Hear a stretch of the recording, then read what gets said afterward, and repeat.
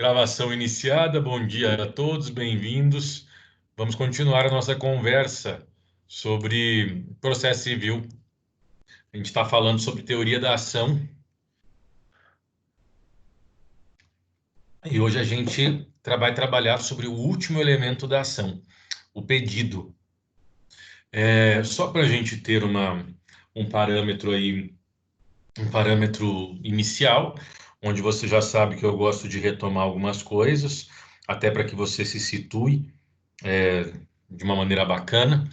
Nós estamos vendo teoria da ação, e vendo especificamente os elementos da ação. Então, nós já estudamos o primeiro elemento da ação, que é as partes, e estudamos também o segundo elemento da ação, que é a chamada causa de pedir. Vimos que a causa de pedir significa fato e fundamento jurídico, e ela é identificada no artigo 319, lá no seu inciso 3. Então, fato e fundamento jurídico demonstram ou preenchem esse requisito, esse elemento denominado causa de pedir. E nós temos uma outra nomenclatura, que é a chamada causa de pedir próxima e causa de pedir remota. E aí, fundamentos jurídicos podem também ser chamados de causa de pedir próxima e fatos são também chamados de causa de pedir remota. E chegamos aos pedidos e começamos a falar sobre pedidos e fomos até aquela classificação sobre decisões problemáticas, extra petita, ultra petita e sintra ou infra petita. Só para a gente relembrar, né? A gente já sabe que o pedido é o núcleo da petição inicial, é aquilo que a pessoa deseja, aquilo que a pessoa busca, o seu objetivo desejado por meio do processo, aquilo que a pessoa quer alcançar. O bem da vida buscado. Várias identificações para nós delimitarmos o pedido. Nós trabalhamos também com dois dispositivos legais que se dedicam a delimitar o pedido. Então, artigo 141. O juiz decidirá o mérito nos limites propostos pelas partes, sendo-lhe vedado conhecer de questões não suscitadas, a cujo respeito a lei exige iniciativa da parte. E o artigo 492, que diz é vedado ao juiz proferir decisão de natureza diversa da pedida, bem como condenar a parte em quantidade superior ou em objeto diverso do que lhe foi demandado. E aí, o parágrafo único, a decisão deve ser certa, ainda que resolva a relação jurídica condicional. A partir disso, nós temos três tipos de decisão judicial ou de sentença que possuem vícios, que precisam ser corrigidas, que precisam ser ajustadas. Vamos entender isso aqui, relembrando rapidamente. Sentença ultra petita é aquela que ultrapassa os limites do pedido. E aí nós precisamos voltar ao artigo 492, logo após a vírgula, a primeira vírgula, que ele diz assim: bem como condenar a parte em quantidade superior. E que nós temos que nos lembrar. O pedido formulado pelo autor, ele coloca para o juiz um limite máximo no que diz respeito à condenação. Então, o juiz não pode condenar a parte a pagar algo superior àquilo que foi pedido. Então, se ultrapassar o limite colocado pelo pedido, nós temos uma decisão ultra petita. Diferentemente é a extra petita, quando o juiz concede algo estranho, objeto estranho ao que foi pedido, que é também o 492, é vedado ao juiz proferir decisão de natureza diversa, ou ainda aqui, ó, em objeto diverso do que foi demandado. Eu pedi uma coisa, o juiz me dá outra. O juiz não pode me dar algo diferente daquilo que foi pedido. Isso é o objeto estranho, é a figura do extra petita. Ah, professor, eu ainda faço uma certa confusão entre ultra petita e extra petita. O que você tem que pensar, jovem? Na sentença ou na decisão ultra petita, o juiz concede aquilo que a parte está pedindo. Então, ele vai conceder exatamente o que a parte está pedindo. O objeto desejado pelo processo, só que ele vai dar mais. Então, se a parte pediu 10 mil, ele vai dar 15. Então, ele deu o que a parte pediu, os 10 mil, só que ele foi além disso. Isso é ultra petita. Então, ele concede algo a mais do que aquilo que foi pedido. Então, esse é o ponto da ultrapetita. Na extrapetita, o juiz concede algo que você não pediu. Então, o objeto que o juiz está lhe dando, lhe garantindo, é algo que não foi pedido. Então, você pediu dano moral, o juiz condena em dano material também. Dano moral e material. Você não pediu dano material. Ele está concedendo um pedido estranho, um objeto que você não pediu, que não faz parte do seu pedido. Esse é o ponto da extrapetita. E o sintra, ou infrapetita, que aqui eu sempre vou bater nessa tecla, porque sempre as pessoas erram, nós temos uma decisão omissa. Decisão infra ou sintrapetita é decisão omissa. E aqui nós temos que tomar um cuidado. Mais uma vez, nós vamos voltar ao caput do 492. Ele diz que é vedado, ou seja, é proibido ao juiz condenar a parte em quantidade superior. Mas em nenhum momento ele diz é vedado condenar a parte em quantidade inferior. Por quê? Porque o juiz pode dar menos. Ele pode, inclusive, dar nada. O que ele não pode é ultrapassar o pedido, ele vai estabelecer uma limitação máxima, mas eu não tenho limitação mínima. Se eu peço 10 mil reais para o juiz pode entender que eu não tenho direito e me negar. Isso significa que a sentença tem algum vício? Não. É uma questão de entendimento, é uma questão de fundamentação. Ele pode me dar 1.000, 2.000, 3.000, 4.376, enfim, ele tem essa liberdade. O que ele não pode é ultrapassar esse limite. Então, dar menos, está tudo certo. A sentença não tem um problema por o juiz ter dado menos ou ter dado nada. A infrapetita é quando o juiz é omisso. Então, imagine uma situação em que a parte formulou muitos pedidos. Então, eu tenho várias alegações traçadas na petição inicial. E aí, diante dessa multiplicidade de alegação, o juiz esqueceu de analisar um ou vários pedidos. E aí nós temos a figura da omissão. Isso que é decisão infra ou sintra petita. Aqui entrando dentro de uma perspectiva prática, que nós vamos acabar observando, pessoal, você não sei quantos já tem contato com alguma petição. E, novamente, eu não esqueci de que nós vamos trabalhar com o ProJude, eu vou te mostrar isso na prática, fique tranquilo. Eu só quero concluir a teoria da ação para a gente ir para um processo já aplicando a teoria da ação nesse processo. Mas fique tranquilo, a gente vai fazer essa análise do processo, sim. Novamente, né? Não sei o quão próximo da prática você está, ou já esteve. Eu já peguei petições iniciais em que o advogado fez uma petição com 80 páginas. Então, assim, é extremamente natural que um juiz de cidade pequena, de comarca pequena, tenha sob sua responsabilidade 7, 8 mil processos. Isso é comum. Então, assim, uma petição inicial com 80 páginas é algo tão absurdo que jamais vai ser lido. E ainda essa pessoa vai ser mal vista pelo magistrado e pelo fórum, porque ninguém tem paciência para isso. É Então, quase desde um já. TCC, né, professor? Sim, e isso acontece bastante, sabe? Maior ainda. E o que acontece? Eu já vi peças com 60, 70, 80 páginas, em que realmente eram páginas escritas, mas tem um conhecido meu de uma cidade próxima, né? Quando é para criticar, a gente não pode ficar dando nome aos bois, em que realmente as petições simples de dano moral por fila de banco, coisa que você poderia fazer em 2, 3 páginas.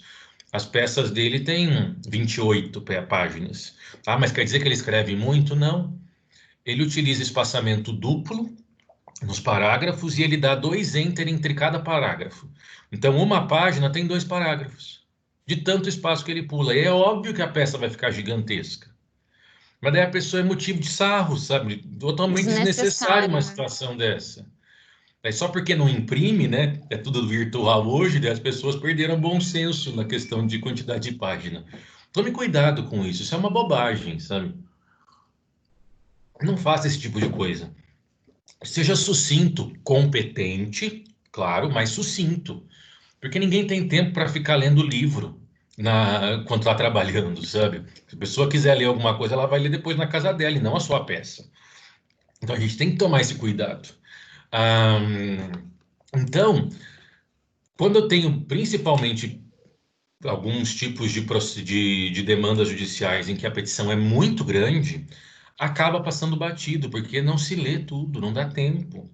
E aí nós temos essa figura da omissão, verificando, por exemplo, a infrapetita ou sintrapetita. Bom, para a gente fechar essa situação, isso não foi falado, é esse parágrafo aqui, antes de nós falarmos dos requisitos do pedido. Todas essas hipóteses que nós estamos conversando, agora, infrapetita, extrapetita ou ultrapetita, elas representam sentenças problemáticas e se verifica o que a gente chama de erro improcedendo. Eu vou te explicar isso. E todas elas justificam a interposição de embargos de declaração. Embargos de declaração é um mecanismo recursal que você vai estudar o ano que vem, quando você vai ter a matéria de recursos. E ele tem a finalidade de esclarecer. Então, eu tenho ali uma sentença confusa, contraditória, omissa, obscura, e aí eu esclareço essa decisão por meio desses embargos de declaração. Então, qualquer uma dessas modalidades de sentenças problemáticas, elas podem ser questionadas por esse mecanismo chamado embargo de declaração. Deixa eu fazer um parênteses aqui, e eu vou fazer uso do chat para te explicar, para que você entenda o que eu estou falando. Pessoal, isso não é necessariamente a nossa matéria, mas é interessante você já ter alguma ideia sobre isso, considerando o seu estudo do ano que vem, que é a matéria de recursos. Quando a gente estuda processo civil, recursos é uma matéria muito importante. E aqui eu peço licença para te fazer uma pequena propaganda. Eu estou. É que agora está bastante corrido, mas eu vou aproveitar esse período agora de finalização do semestre. Eu estou gravando vídeos só sobre recursos para postar no meu canal do YouTube. Então vai ter como se fosse um curso de recursos lá no canal, que você depois vai poder assistir para acompanhar as aulas do ano que vem, por exemplo, porque recursos é uma matéria muito importante do processo civil. Mas vamos lá. Sempre que eu tenho uma decisão judicial, qualquer decisão judicial, ela pode ser questionada. Ah, professor, quer dizer que toda decisão judicial, ela enseja ou permite um recurso? Não. Nós temos tipos de decisões judiciais, nós temos um tipo de decisão que não admite, em regra, recurso, que é o despacho, e outros tipos de decisões que permitem recurso, permitem questionamento. O que você precisa entender aqui? Precisa não, né? Nessa antecipação, para que você entenda essa fala do material de que infra, ultra e extrapetita é error improcedendo. Quando a gente questiona uma decisão judicial, quando nós questionamos uma sentença, existem dois fundamentos para questionar uma sentença ou para questionar uma decisão. Então, vou colocar isso aqui. Vou colocar para você no chat. Quando se questiona uma decisão judicial se faz por dois fundamentos. Então, nós temos dois fundamentos para questionar uma decisão judicial. O primeiro fundamento que nós temos é o chamado error improcedendo. E o segundo fundamento que nós temos para questionar uma decisão judicial é o error in iudicando. Error improcedendo e error in iudicando. São os dois fundamentos para se questionar qualquer decisão judicial. E o que é cada um deles? Error improcedendo, que é o termo que nós utilizamos no material. Isso significa erro de procedimento, erro na condução do processo, erro de aspecto formal. Então, erro improcedendo, que é o tópico 1, é erro de conduta, erro de procedimento mesmo. Então, as etapas do processo foram puladas. Quando o processo tem vícios, tem alguns probleminhas que não foram observados. E aqui faz parte do erro improcedendo, que é erro de procedimento, a extrapetita, a ultrapetita e a infrapetita. Eu escrevi errado, mas você sabe o que eu estou falando, né? Extrapetita, ultrapetita e infrapetita. São exemplos de erro de procedimento. Por quê? Porque quando a gente fala de erro em procedendo, são situações que não podem acontecer. Uma dica para o erro em procedendo são circunstâncias que não devem acontecer. Isso é erro em procedendo. Como nós falamos, esses 3 exemplos de decisões são exemplos de decisões problemáticas que precisam ser corrigidas. Se eu tenho uma situação que não deveria acontecer, é porque eu estou diante de um erro de procedimento.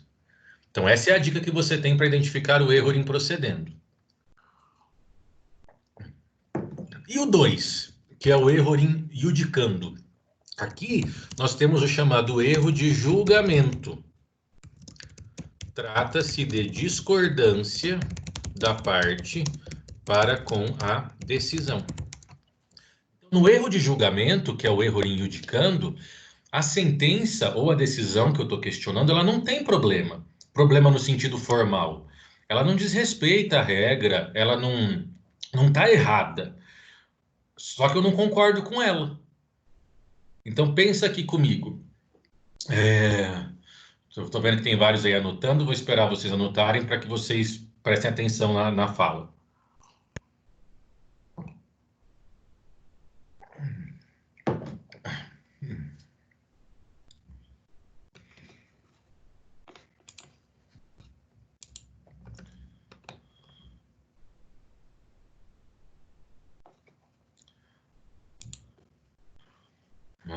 Todo mundo tendo acesso aí ao chat. Vamos pensar no exemplo. Eu comentei com vocês que, vamos imaginar que eu fiz um processo, eu me envolvi em um acidente e eu tive o meu carro prejudicado e eu faço uso do meu carro para trabalhar e, consequentemente, eu não pude trabalhar enquanto o carro estava no conserto e isso me fez ter a renda reduzida. Além disso, o acidente foi extremamente grave e eu me senti abalado, estou precisando fazer tratamento para voltar a dirigir. E também eu fiquei com uma grande cicatriz no rosto por conta do vidro que estilhaçou na minha cara. Então temos aí um caso. Diante desse caso, eu ingresso com uma ação contra o causador do acidente, pedindo dano material. Qual que vai ser o dano material? O prejuízo do meu carro e o que eu deixei de ganhar, pelo tempo que ficou parado, já que eu trabalhava com o carro.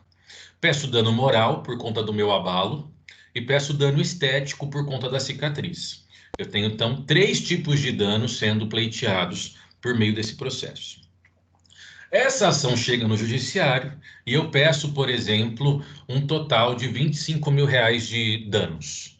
Somando dano material, moral e estético, peço R$ 25.000. Chegando no processo tramita normalmente, ele é julgado.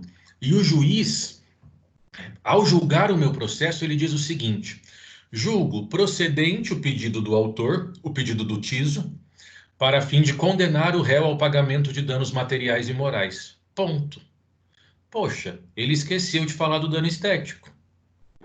Então, aqui nós estamos diante de uma sentença omissa, uma sentença que não analisa um dos pedidos feitos. Sentença infrapetita.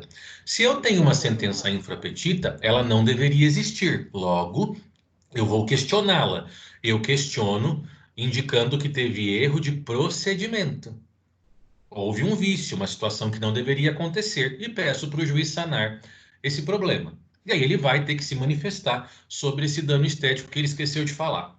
Isso é a situação do erro de procedimento. Agora, mesmo exemplo, mas nessa nova situação, o juiz julga o processo e ele diz o seguinte: julgo parcialmente procedente, condenando o réu ao pagamento de danos materiais, mas julgo improcedente no que diz respeito ao dano moral e dano estético. Acho que dano material tem, mas, na minha opinião, não tem dano estético e nem dano moral. Se você dirige, você está suscetível a bater o carro e você tem que dar conta disso. Faz parte do ato de dirigir, sofrer um acidente. Então, julgo improcedente. Essa sentença, no aspecto formal da sua formação, ela tem erros, ela tem vícios? Não, porque o juiz pode entender que eu não tenho direito, mas eu não concordo com ela. Eu acho que eu tenho direito a dano moral e acho que eu tenho direito a dano estético. O que posso então fazer? Questioná-la por meio do recurso, mas agora o meu fundamento é erro de julgamento. O que que é erro iudicando? Eu entendo que a sentença está tudo certo. Ela não tem problemas, não tem vícios, mas eu não concordo com ela. E está tudo certo eu não concordar. Eu acho que você, juiz, julgou mal. Que eu tenho direito sim a dano moral, eu tenho direito sim a dano estético. Aqui eu estou questionando a maneira como o juiz julgou. Então, para a gente fechar isso, no erro em procedendo, eu questiono a forma. Eu apresento e indico defeitos em torno da decisão. Defeitos esses que precisam ser sanados. No erro de julgamento, eu questiono a interpretação da norma feita pelo juiz.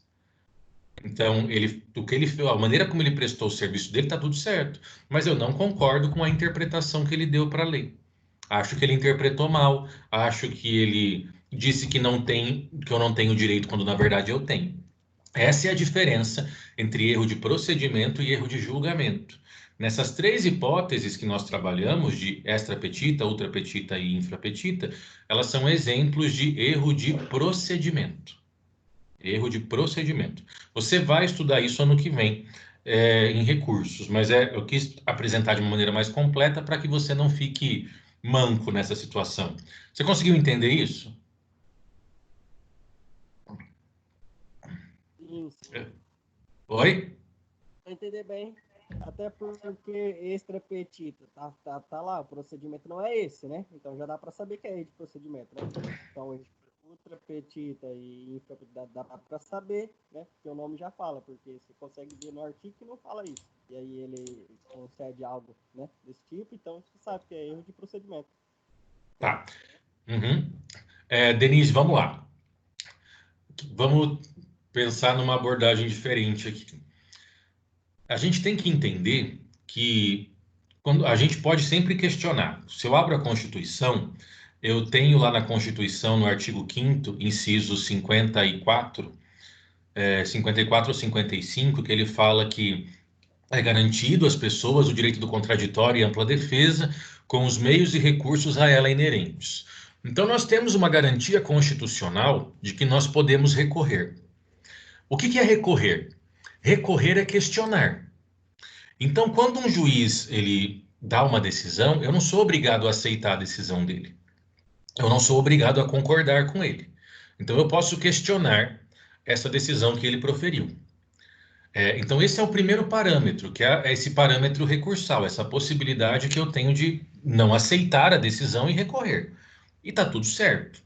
O que vai acontecer? E aí entra essa classificação. Quando eu recorro, ou quando eu questiono a decisão proferida, eu vou questionar por dois motivos. Ou eu questiono porque eu não concordo,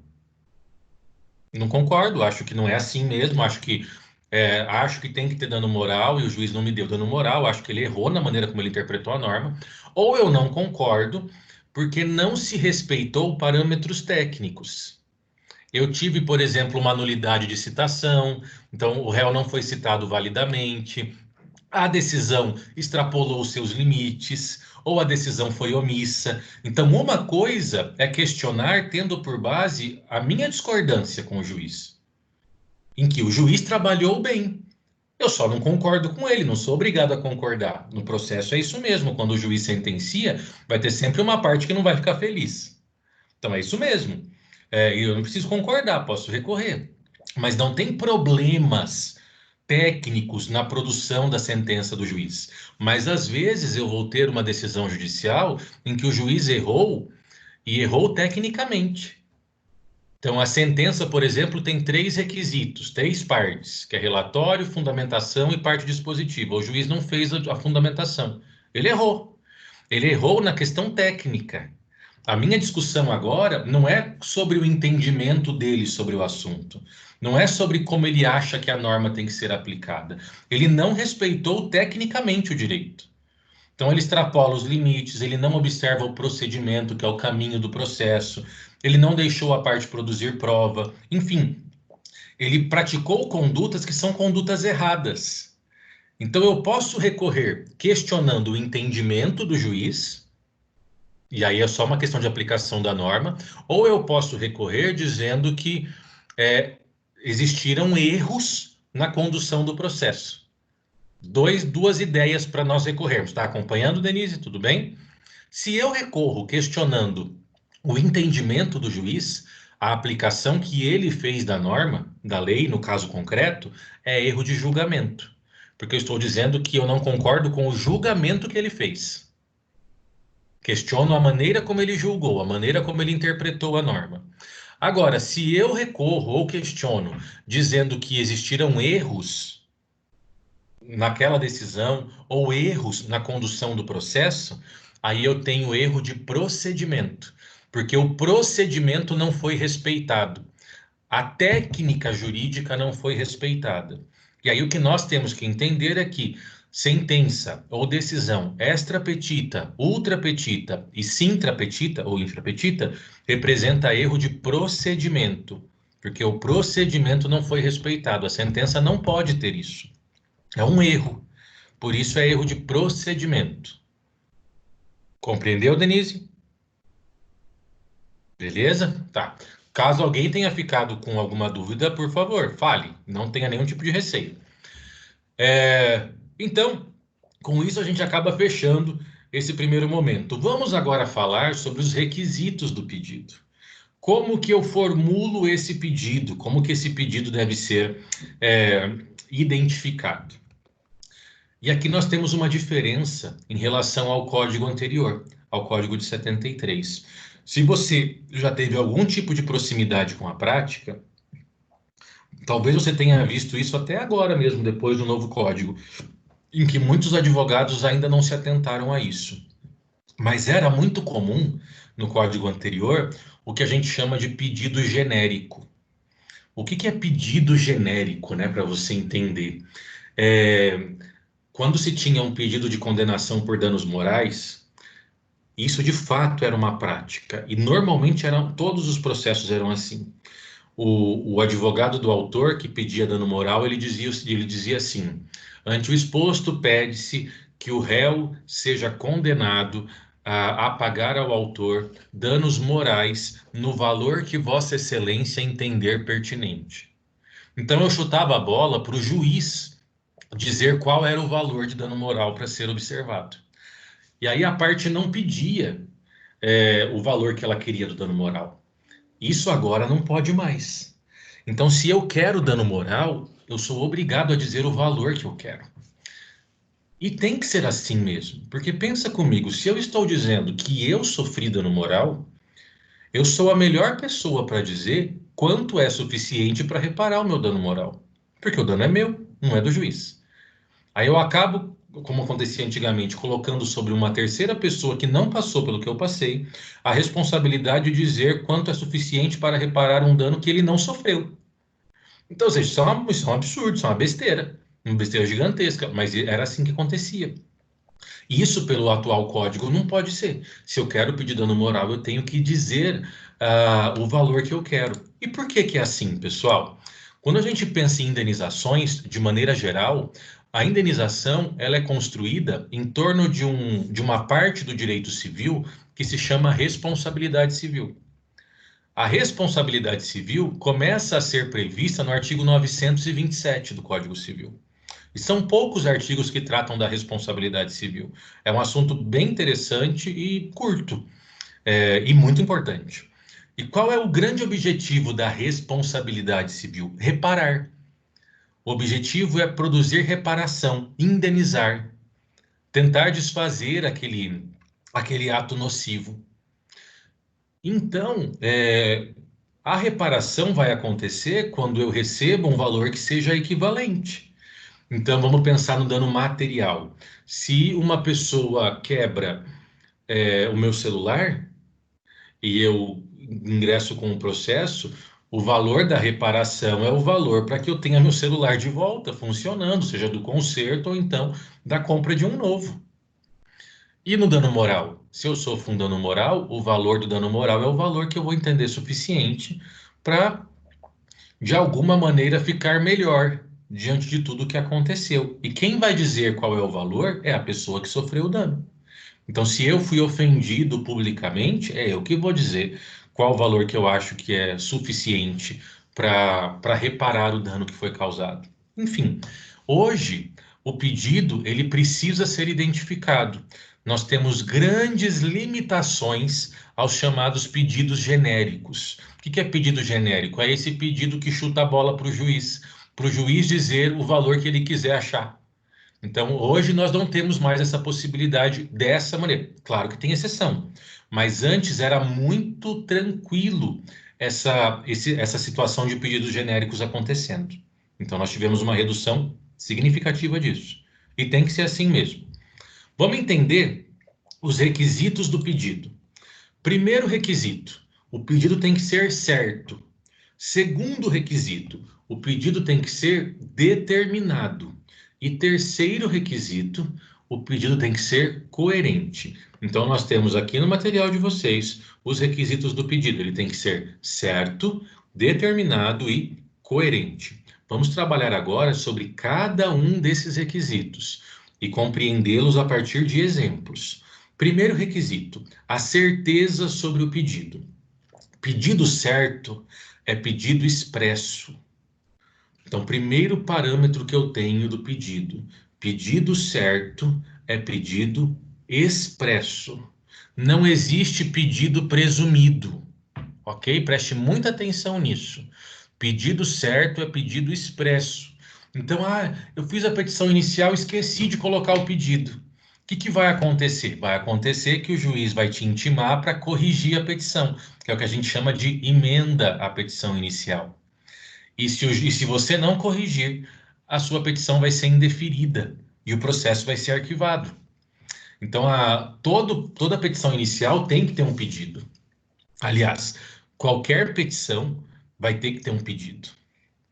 Então, pedido certo é pedido expresso. Então, nós temos o artigo 322 que fala sobre isso. O pedido deve ser certo. E aí nós temos os parágrafos. Parágrafo 1º. Compreendem-se no principal os juros legais e correção monetária e verbas de sucumbência, inclusive os honorários advocatícios. Parágrafo 2º. A interpretação do pedido considerará o conjunto da postulação e observará o princípio da boa-fé. Vamos fazer aqui várias ressalvas. Primeiro ponto. O parágrafo 1º diz que compreende ao principal juros, correções e sucumbência. O que isso quer dizer, professor? Vamos lá. Galera, eu disse para você que pedido certo é pedido expresso. Eu tenho que dizer claramente e expressamente aquilo que eu desejo. Então, não posso presumir nada. O pedido tem que ser totalmente expresso. Mas nós temos uma pequena exceção, que é o parágrafo 1º do 322. Nossa, professor, eu esqueci de pedir para atualizar o valor da dívida. Esqueci de pedir para colocar correção monetária. E esqueci de pedir condenação sucumbencial. Preciso corrigir? Não. Porque aí nós temos pedido implícito. É a única hipótese em que o pedido pode ser pressuposto. Então, eu tenho que pedir tudo o que eu quero. Mas se presume pedido juros, correção monetária e verba de sucumbência, que é o parágrafo 1º do 322. Então, vamos pensar numa questão prática. O réu me deve R$5.000. E esses R$5.000, eles representam um cheque que ele me passou há 4 anos. Então, se ele me passou há 4 anos um cheque no valor de R$5.000, hoje, esses R$5.000 não valem mais R$5.000, porque R$5.000 há 4 anos tinha um poder de compra diferente do poder de compra de R$5.000 hoje. Para isso que serve a atualização monetária. Então, para isso que tem essa chamada correção monetária, para não deixar o valor ter a sua perda de poder de compra. Então, eu vou atualizando para ter mais ou menos o equivalente hoje. E eu tenho a figura dos juros, que é o artigo 402 do Código Civil. Bom, eu ingressei com a ação pedindo para que o juiz condene o réu para que ele me pague os R$5.000. E eu esqueci de atualizar o valor. Esqueci, pedi R$5.000. Quer dizer, então, que só porque eu não coloquei o valor atualizado, eu vou ter direito só aos R$5.000? Não. Porque correção monetária e incidência de juros se presume. Então, ainda que eu não tenha colocado isso no pedido, vai ser computado juros e correção monetária, mesmo se eu não pedir, mas essa é a exceção à regra. Porque se fosse um dano moral e eu pedisse 5.000 reais, aí eu pedi 5.000 reais de dano moral. Depois que eu peticionei, eu falei, gente, eu devia ter pedido 8. 5 não é suficiente. E aí? E aí, se eu quiser mudar o meu pedido, eu vou ter que respeitar a regra de alteração de pedido. Não é tão simples assim. Porque se não é presumido que eu quero mais. Se eu pedir 5, eu vou ter 5 no caso do dano moral. A gente só tem que entender que a atualização monetária e juros são implícitos. Então, mesmo que a parte não fizer o pedido específico de atualização monetária ou da incidência de juros moratórios, eles vão acontecer, eles vão aparecer. Tudo bem? Então, esse é o primeiro pedido implícito que nós temos. Mesmo não tendo sido feito o pedido expresso, vai ter sim cômputo de juros e correção monetária. E o segundo pedido implícito, que a lei permite, também no parágrafo 1º, é a verba sucumbencial, ou que a gente chama de honorários de sucumbência. E aqui eu preciso colocar para vocês, o termo sucumbência, ele é compreensível para vocês? Porque na turma da noite tinha várias pessoas que não sabiam que era sucumbência, e não tem problema nenhum não saber. Porque se for o caso, eu explico o que é sucumbência. Vocês já sabem o que é sucumbência? Me falem aí. Dá uma reforçada aí, professor. Beleza. É bom. Pagamento do honorário advogado pela parte que perde? Exato. Nós vamos pensar aqui. Vamos entender o que é sucumbência. Pessoal, primeiro a gente tem que entender o que é honorário. Honorário é o nome que se dá à retribuição financeira pelo serviço prestado. Honorário não é um termo exclusivo do advogado. Então, sempre que eu tenho um pagamento a alguém por algo que essa pessoa fez, isso se chama honorário. Honorário é o nome que se dá ao pagamento feito à pessoa que prestou um serviço para mim. E aí, para nós chamamos de honorário advocatício. E aí, perceba como é uma questão lógica. Se o termo honorário, só honorário, fosse exclusivamente nosso, eu não precisaria juntar com advocatício. Eu tenho que falar honorário advocatício, porque só honorário não significa que é do advogado. Enfim, então honorário advocatício é a maneira pela qual o advogado vai ser pago pelo seu serviço. E nós temos alguns tipos de honorário advocatício. O principal tipo que existe são os chamados honorários contratados, honorários advocatícios de contrato ou contratados. Quais são os honorários contratados? É aquele pago pelo cliente ao seu advogado. Então, o cliente, quando contrata um advogado, ele vai pagar honorários contratados, que é aquele honorário que foi estabelecido na conversa, no momento do ajuste, ou que está no contrato de honorários. Então, se você é contratado como advogado, o seu cliente tem que te pagar. Isso é honorário de contratação. E existem várias formas de se cobrar honorários. Então, nós podemos cobrar honorários para ingressar com a ação, podemos cobrar percentual sobre o recebimento, podemos fazer as duas coisas juntos.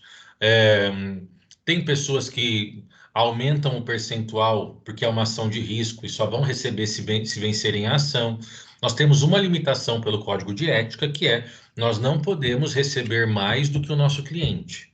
Então, a nossa limitação de cobrança de honorários estaria em 50%, ou 49%.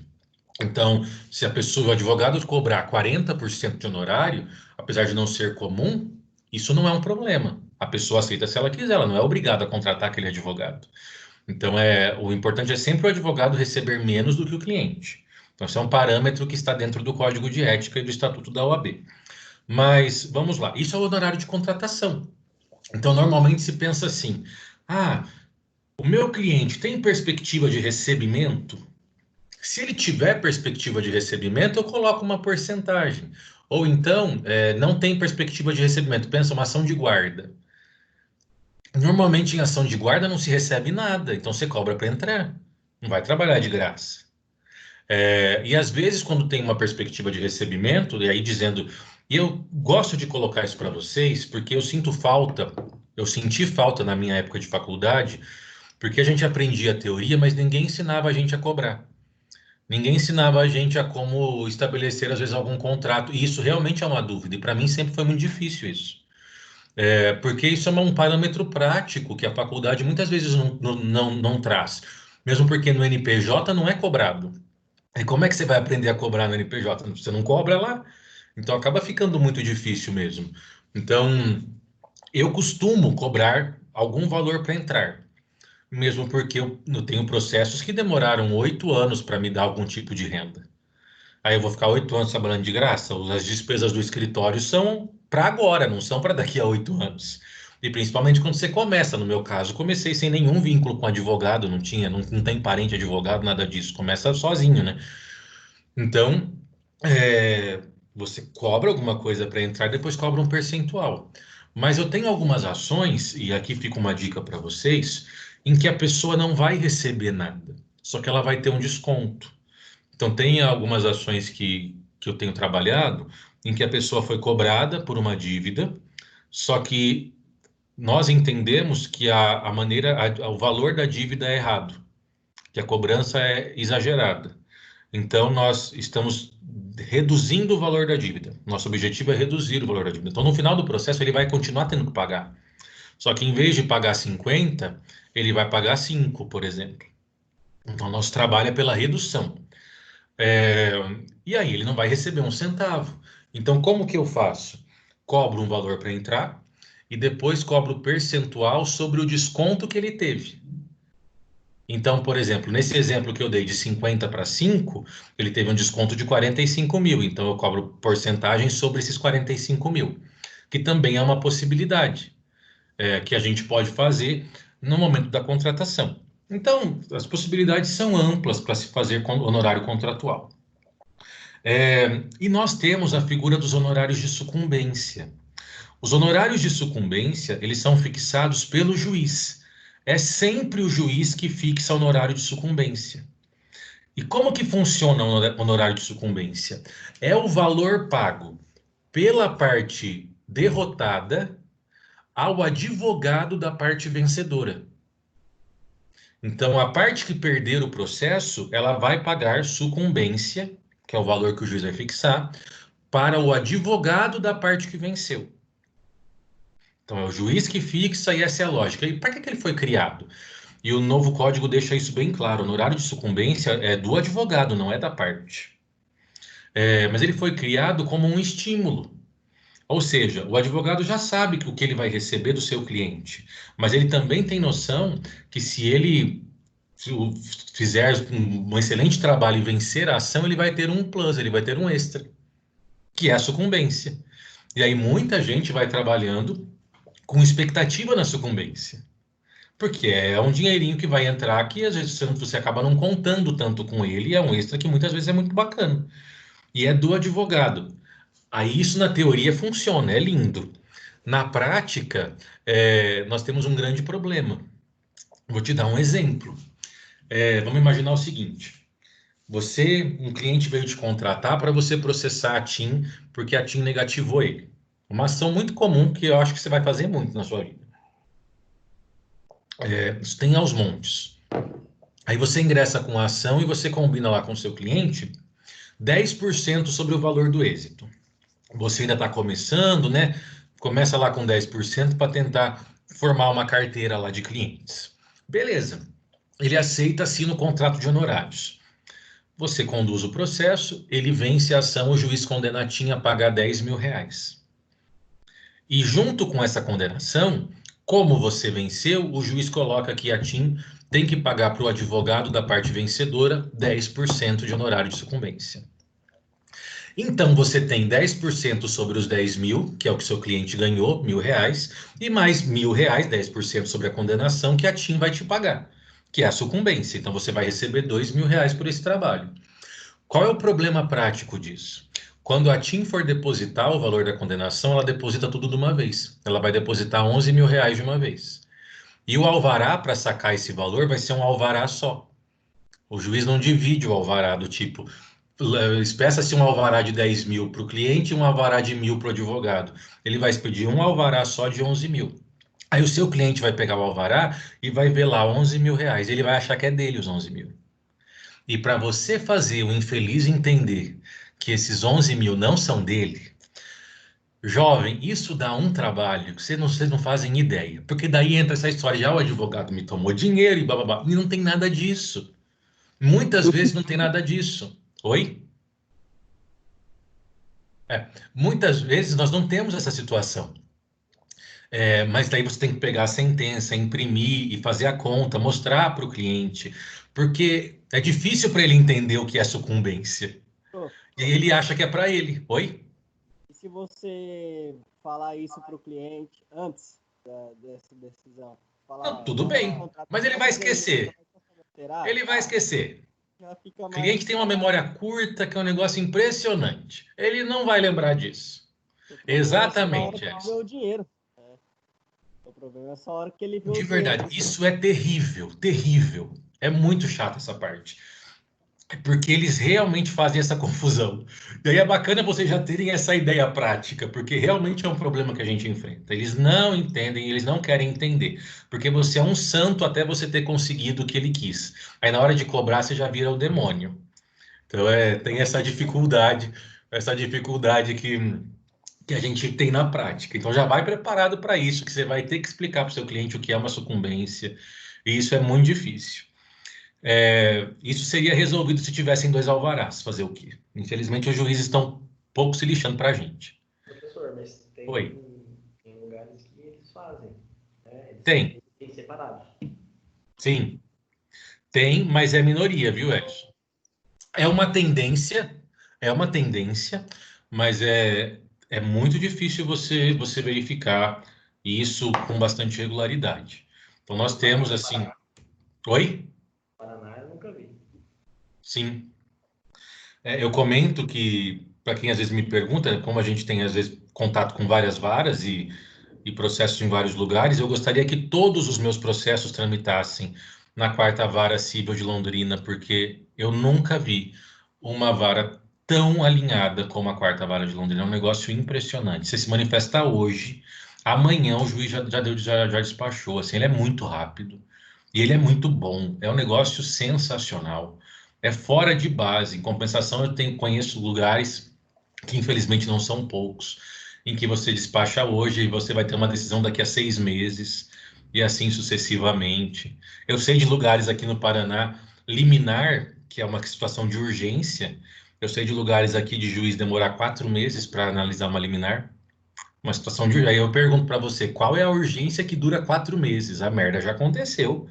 Depois de 4 meses não tem nem sentido, nada vai durar 4 meses se é tão urgente assim. Aí são os problemas práticos, isso sem falar no mau humor de gente que trabalha no cartório. Aí é uma desgraça. Mas também é uma coisa que você vai passar por isso e que você vai superar essa fase. Vai encontrar gente muito bacana no fórum e gente muito insuportável. Como na vida, a gente convive com gente insuportável e gente muito bacana, né? Mas então, aí nós temos essa figura do honorário de sucumbência. A verba sucumbencial também é presumida. Eu não fiz o pedido de condenação em sucumbência na minha petição inicial. Não tem problema. Também se presume feito o pedido da verba sucumbencial, ainda que a parte não tenha pedido. Então, são as 2 exceções que nós aplicamos nesse caso. Algumas ressalvas em relação à sucumbência, tá? Que é importante. Que às vezes a gente tem uma baita expectativa em torno da sucumbência e não leva. Primeiro problema, se a parte tem justiça gratuita. Então, se a parte que perdeu o processo for beneficiária da justiça gratuita, o juiz até vai fixar a sucumbência, mas ele vai suspender a exigibilidade, você não vai conseguir receber. Porque a gratuidade processual, ela resulta no não pagamento de custas e honorários de sucumbência. Então, se você está advogando contra alguém que é beneficiário da justiça gratuita, e você venceu a ação, você vai ter até a sucumbência fixada, mas você não vai conseguir receber. Então, esse é o primeiro problema. Aí talvez a gente pode perguntar, mas se a gente não vai receber, então por que o juiz fixa? Por quê? Porque quando o juiz fixar, ele te garantiu um direito. Aí cabe a você ficar analisando a vida da pessoa. Se você vê que em algum momento da vida ela melhorou de vida, aí você pode cobrar. Você vai ter 5 anos para ficar indo atrás da pessoa. Mas daí quem tem tempo de ficar também fazendo isso, né? Quase que ficar stalkeando o indivíduo. Não é tão... Tem que ter muito saco para isso. Claro que vai depender do valor também. E uma outra situação em que nós não temos sucumbência é quando o processo está no juizado especial. E aí é por previsão legal mesmo. O artigo, acho que 55 do juizado especial, ele fala que... Oi? Professor, posso fazer uma pergunta? Claro. Então, tipo assim, tem a justiça gratuita, né? Mas você não pode exigir a sucumbência. Mas se a pessoa mudar de vida, você pode exigir? Isso que eu não tô entendendo. Exatamente, é isso que eu comentei. A sucumbência foi fixada. Ela tem justiça gratuita, a sucumbência vai ser fixada.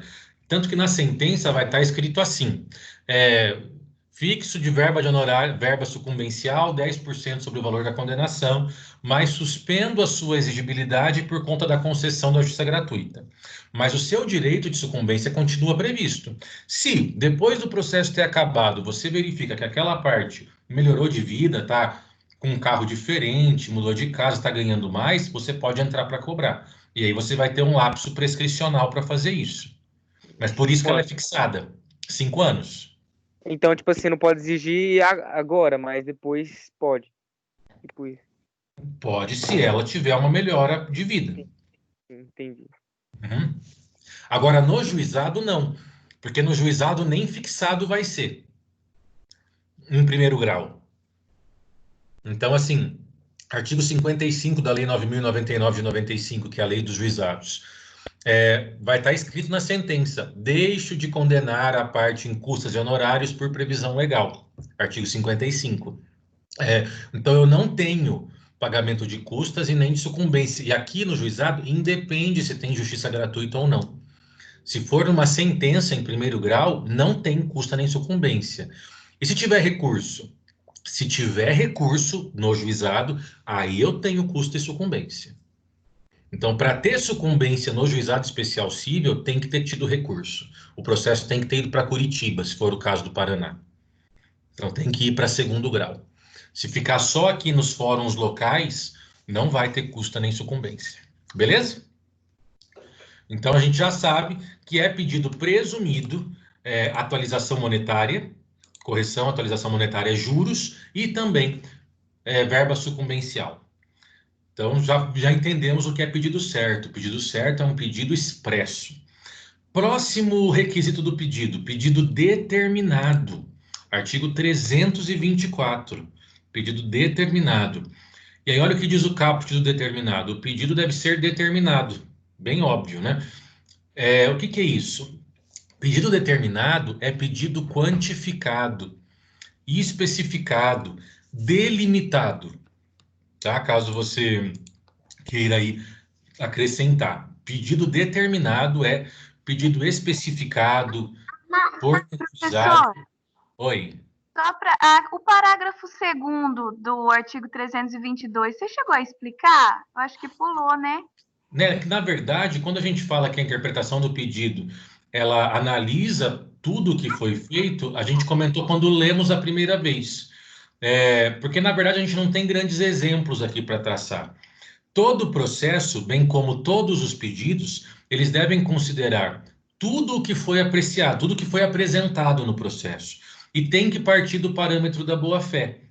Não se considera adequado um pedido construído a partir da má-fé. A gente tem que se lembrar que é uma grande cláusula do direito civil a boa-fé do indivíduo. Nós presumimos boa-fé sempre.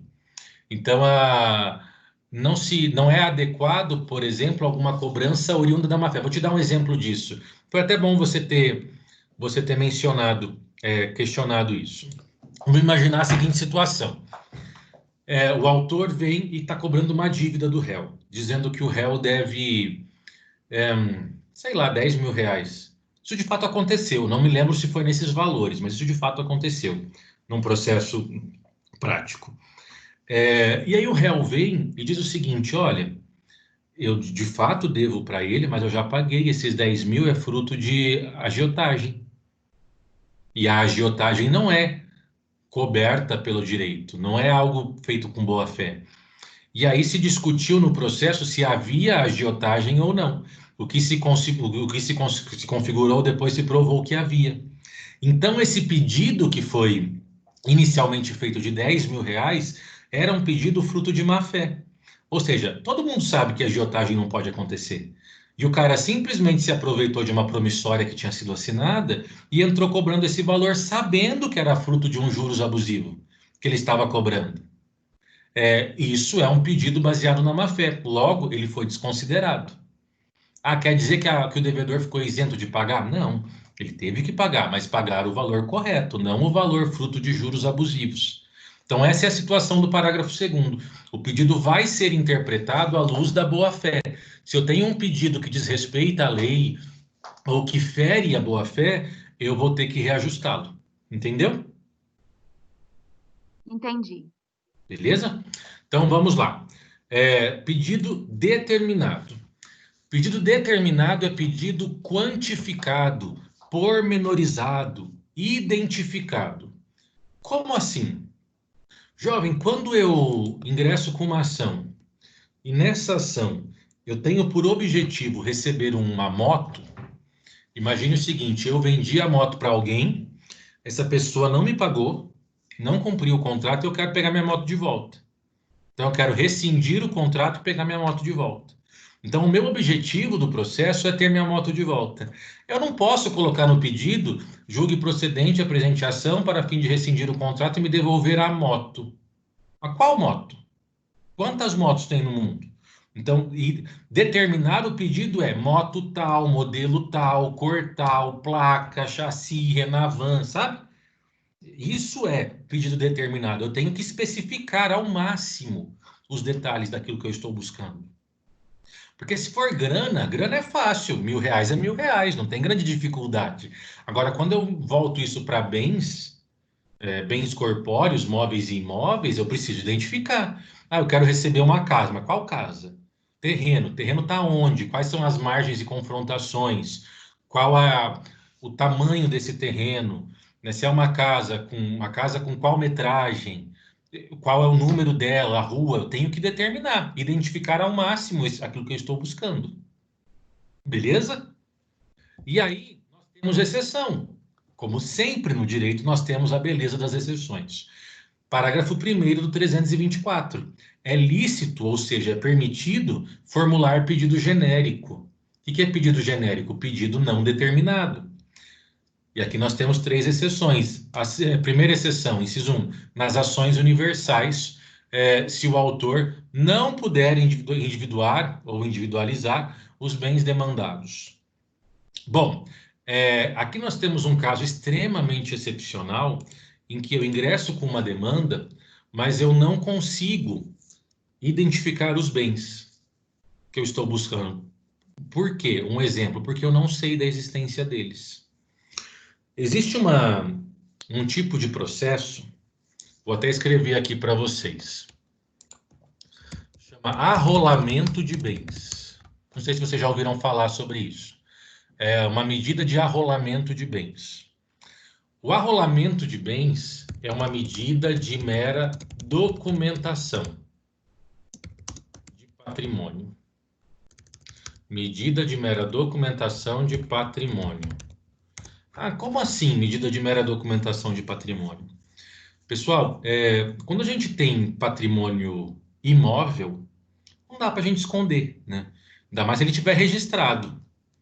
Tá no cartório e bem imóvel é bem imóvel, então vai ficar lá de qualquer jeito. Agora, se eu tenho bem móvel, eu tenho uma grande possibilidade de ter esses bens escondidos. Aí você fala, mas o carro tem um registro no Detran. Ok, mas a gente tem muitos bens móveis que não têm registro. Então, imagine a seguinte situação. Eu tenho um senhor que tem uma propriedade rural, um sítio, e ele tem 5 filhos. E um filho, ele meio que administra esse sítio, junto com o pai. E ele não se dá com os outros filhos, e os outros filhos não se dão com ele. Conversam com o pai, mas não se dão com esse irmão. Acontece que esse pai falece, e os outros filhos não conseguem ter acesso ao sítio porque o irmão que está lá não deixa. E eles precisam inventariar, transmitir o patrimônio. Só que o que acontece? Quanto ao sítio é fácil, mas trator, colheitadeira, gado, nada disso está registrado. E como é que eu vou saber se isso existe ou não? É muito fácil para a pessoa que mora lá assumir com tudo isso. Aliás, tem vários processos judiciais em que a pessoa falece, tinha lá 5.000 cabeças de gado, aí no dia da partilha tinha 1.000. 4 foram desviados. Sorte que eles sabiam que antes tinha 5. Agora, se eles não soubessem, como é que vai saber que um acabou lucrando, vendendo 4.000, deixando só com ele o dinheiro? Então, é muito fácil esconder alguns bens. Então, aí seria o caso desses irmãos de fora ingressarem com uma medida de arrolamento de bens, onde o juiz vai determinar de maneira urgente, é uma medida emergencial, que o oficial de justiça vá até o sítio e ele vai listar, documentar todo o patrimônio existente no sítio. Tudo. Então, é uma medida de garantia, de segurança. E aí eu te pergunto, bom, essa medida de arrolamento de bens vai ser uma petição inicial. Ela não tem como dizer quais são os bens que precisam ser identificados, porque a parte nem sabe deles. Justamente o que ela quer é descobrir quais são os bens que tem. Então, aqui é uma exceção. Nesse caso, se aceita um pedido indeterminado. Por quê? Porque o meu objetivo é justamente determinar esses bens, encontrar esses bens. Eu nem sei quais bens existem, eu quero descobrir. Então, aqui é o caso do inciso 1, de uma ação universal, onde eu não tenho como saber qual é o patrimônio e quero descobrir. Então, essa é a primeira situação, da exceção que nós temos, a determinação do pedido. Segunda exceção que nós temos, quando não for possível determinar, desde logo, as consequências do ato ou do fato ocorrido. Nós temos, pessoal, e aqui também é mais uma exceção, a necessidade do pedido ser determinado. No caso do inciso 2, eu não consigo determinar qual a extensão do prejuízo. Um exemplo que fica muito clara essa situação. Pense em uma reintegração de posse. Você tinha ali uma propriedade, a sua propriedade foi invadida. E como resultado da invasão, você saiu fugido da propriedade com medo de morrer. E aí você está lá à distância, não consegue entrar na propriedade, percebe que eles botaram fogo em algumas coisas, mas você não sabe no quê. E aí? Você ingressa com uma ação de reintegração de posse e vai pedir para ser ressarcido sobre tudo que você teve de prejuízo. Mas como que eu vou saber quanto que eu tenho que receber para ser ressarcido? Não tem como eu saber. Eu só vou saber depois que eu tiver a propriedade de novo para mim. Depois que eles forem expulsos da propriedade. Aí eu vou entrar na propriedade e vou conseguir quantificar tudo que eu perdi. Mas no momento da reintegração de posse, eu não tenho como saber qual foi meu prejuízo. Eu não tenho como saber quantas vacas eles mataram para fazer churrasco, não tenho como saber quantos tratores eles meteram fogo, não tenho como saber quantos barracões eles destruíram, não tem como eu saber. Se eu entrar lá, eu morro. Então eu faço a ação, não vou pormenorizar, não vou determinar os bens, porque eu não consigo fazer isso, e vou fazer isso depois, como consequência do dano causado. Essa é a segunda hipótese, onde não é necessário determinar o pedido, né?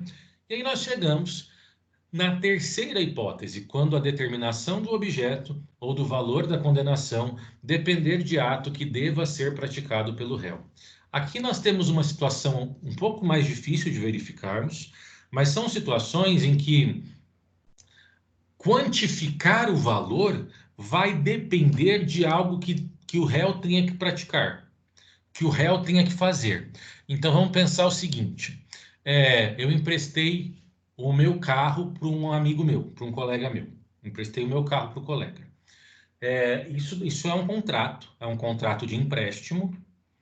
Tecnicamente, isso é um comodato. Eu quero meu carro de volta. O empréstimo é um contrato perfeitamente possível. E faz parte do empréstimo que a pessoa cuide daquilo que você emprestou e devolva nas mesmas condições. Porque se ela devolver em condições inferiores, você pode exigir uma reparação, um conserto, enfim, um ajuste.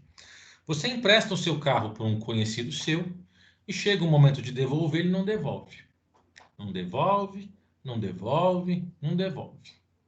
E você começa a ouvir uns boatos de que ele se envolveu num acidente, você começa a ficar preocupado, ele está te enrolando porque ele quer consertar o carro, e você está com medo de se ele de fato consertou o carro adequadamente ou não, se você está satisfeito com aquele conserto ou não.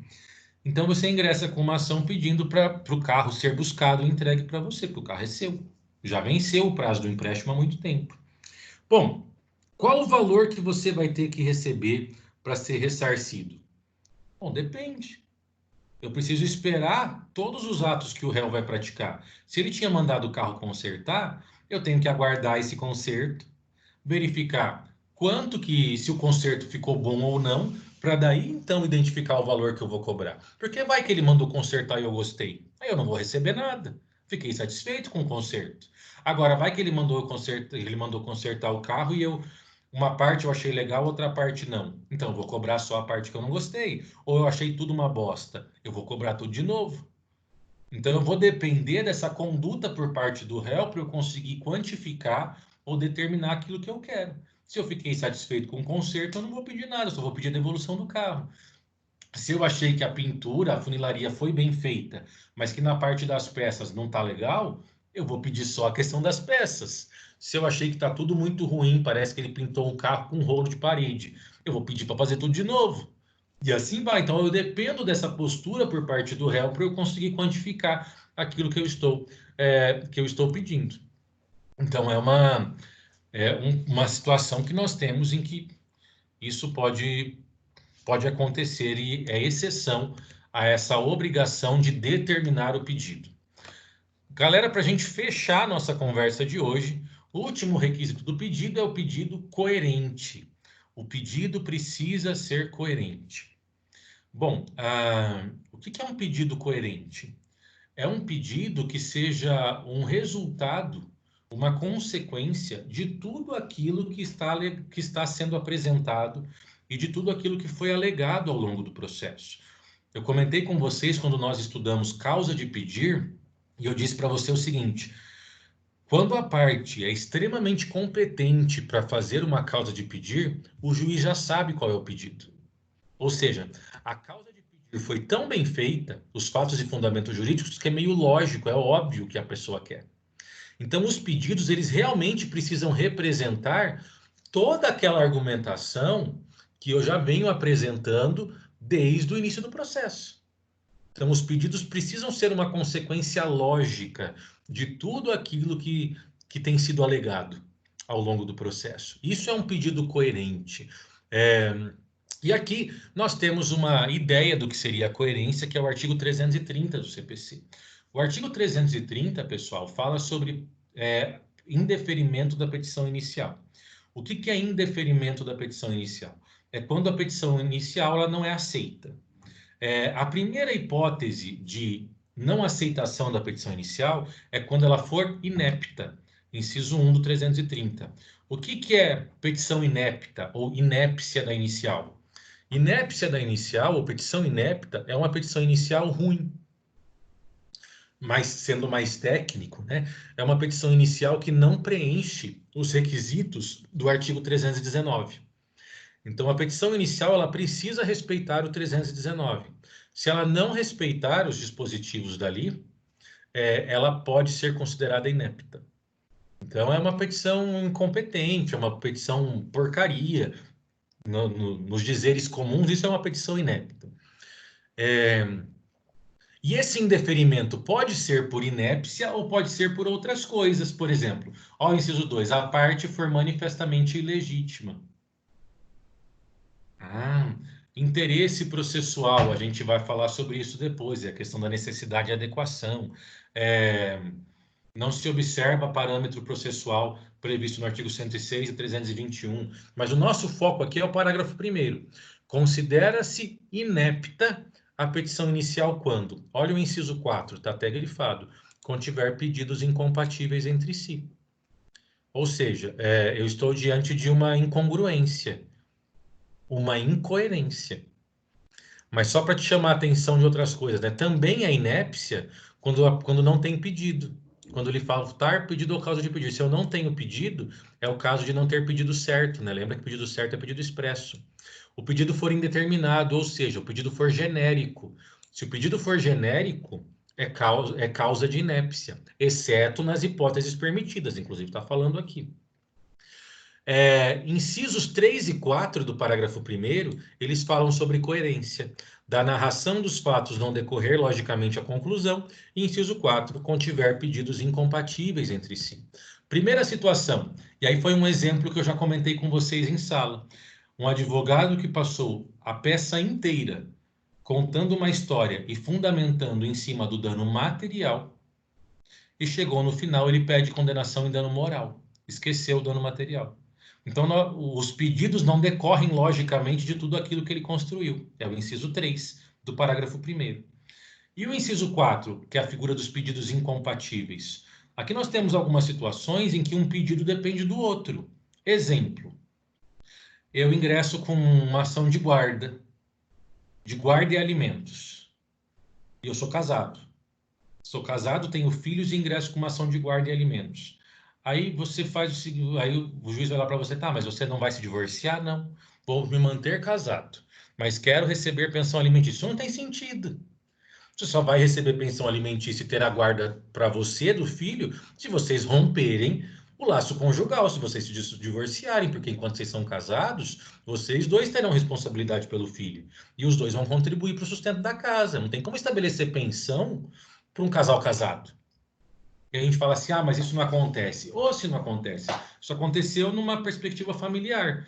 Um casal de parentes meus decidiram se separar, porque a vida matrimonial era uma bosta, e sempre foi uma bosta, e resolveram se separar, mas não quiseram se divorciar. Por quê? Porque é aquela coisa, né? Eu sofri a vida inteira com esse traste, vai que morre, eu vou ficar sem minha pensão. Sabe? Ou aí vai arrumar alguém, vai ficar para essa pessoa a pensão. Oi? Entregando os parentes aí. Mas eu não falei nome, né? Então tá tudo certo. Fica ainda na suposição. Então aí você percebe, a pessoa ela tá separada, mas casada formalmente, porque não quer perder direitos. Não vou me divorciar. Mas quer alimentos. Se eles fizerem um acordo entre eles, está tudo certo, mas judicialmente jamais poderia ser feito um pedido de alimentos nesse caso, porque não tem divórcio. Então seria uma situação de total incoerência. Então, seria a situação do inciso 4. Beleza? Então, nós temos como requisitos do pedido certeza, determinação e coerência.